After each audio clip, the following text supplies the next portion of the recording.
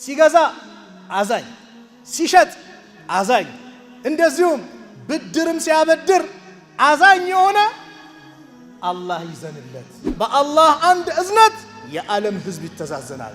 ጂሃድ መጥቶ ስትዋጋ ከጠላት ጋር እየተዋጋ ከሆነ ስትገሉ አገዳደላችሁን አሳምሩ። ሊገል ያለውን እኮ ነው አገዳደል አሳምሩ። ነብዩ ሰለላሁ ዐለይሂ ወሰለም በሐዲሳቸው ሲናገሩ ኢርሃሙ ቱርሃሙ፣ እዘኑ ይታዘንላችኋል። የኔ እዝነቴ ቁጣዬን አሸንፋለች።